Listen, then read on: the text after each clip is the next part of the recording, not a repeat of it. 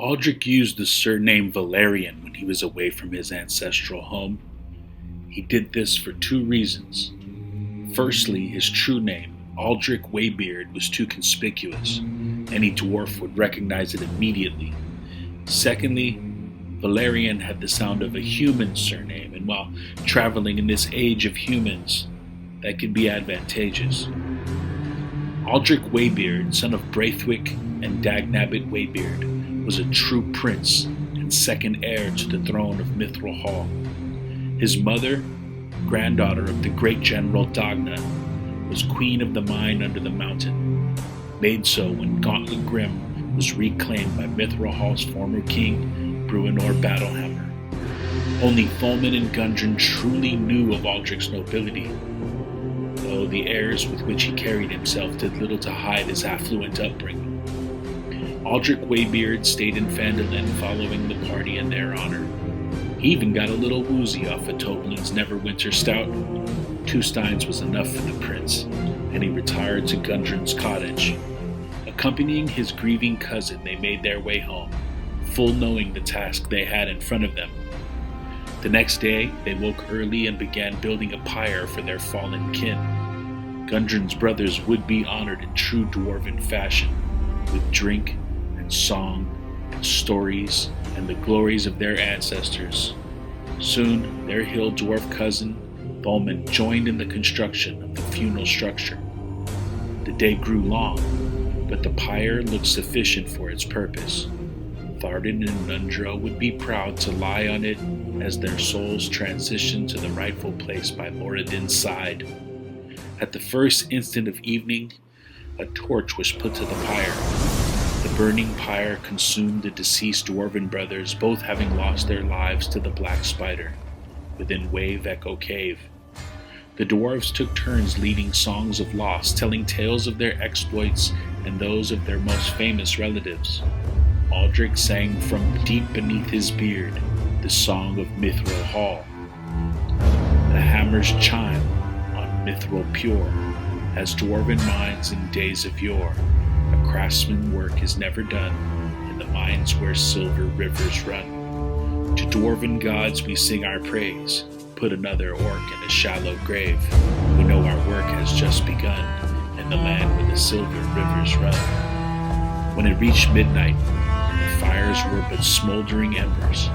Aldrick and his cousins ended the ceremony with the blessing of fire, a black smudge on their foreheads taken from the ashes of the pyre and administered by Tholman, cleric of Tymora. The following day, Aldrick met with Gundren about Wave Echo Mine. He promised his cousin that if he could accomplish his quest, healing his invalid older brother's mysterious illness, he would return to assist in the reconstruction of the mine. Then he set off for Mithril Hall. Riding a stocky horse, the dwarf would try to make the journey in a 10-day. May Moradin bless his journey and make it uneventful. Returning to Phandalin with his sick brother was going to take more time. Aldrick headed east to Tribor. He stayed the night at the North Shield House, a fine local inn, headed by retired adventurer Orgala Meltimer. Rumors of giants in the area had locals spooked, but as yet, nothing had come of it. And another time, Aldrick might have taken up a quest for the town.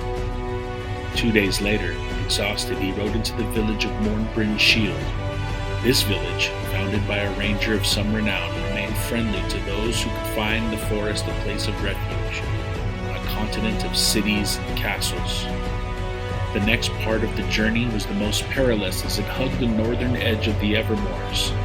The Evermoors is a vast, unsettled area of fog-shrouded hills, cold bogs, rocky ridges, and peaks. Adventurers crossing this expanse might spot the occasional castle ruin, or a crumbled tower, a remnant of a bygone realm. Although the region attracts many prospectors, no kingdom or civilization in recent history has been able to tame it. Savage hill giants, ettins, ogres, orcs, and trolls dwell here in great numbers. Settlements that stand on the edge of the Evermoors face constant threats from these and other monsters. On the 11th day, one more than he had planned, Aldrick Waybeard arrived at his home, the fabled Mithril Hall, today more of a mine than a mountain city, but to Aldrick it was home.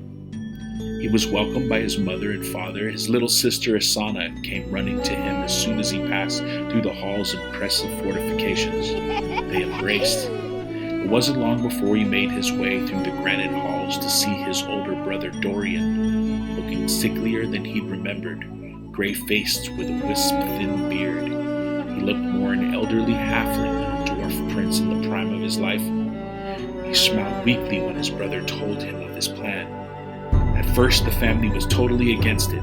He told the queen and king of Mithril Hall of a place known as the Circle of Stones.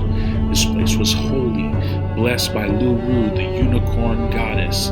He explained of the blessing of the stones, a night's rest while uttering the name of the Dryad Guardian at midnight on a full moon could cure most any disease. He told the story with such passion burning behind his dark eyes. They soon relented, but not without Aldrick agreeing to bring a small regiment of dwarven soldiers along for protection. He departed Mithril Hall immediately, and promised to return Dorian Waybeard as a true prince to the throne of Mithril Hall. The journey back took a 10-day and a half. The sickly prince carried in a light wagon, the dwarfish traveling faction arriving back in Phandalin 26 days after arriving back from Wave Echo Cave. The dwarf princes and their soldiers rested 2 days, and then set off to the Circle of Stones on what would be a full moon, on the first day of the fading, 1491 DR. Upon arriving at the circle, an encampment was made just outside the Circle of Stones near a crude troll hut, the monsters dispensed by Aldrick and the saviors of Phandalin on the way to Wave Echo Cave. The dwarves made a fire and roasted rabbits hunted along the way for dinner. Dorian seemed excited and nervous, but also weaker than ever. Aldrick felt anticipation that his anxiety about having to be king was about to be relieved.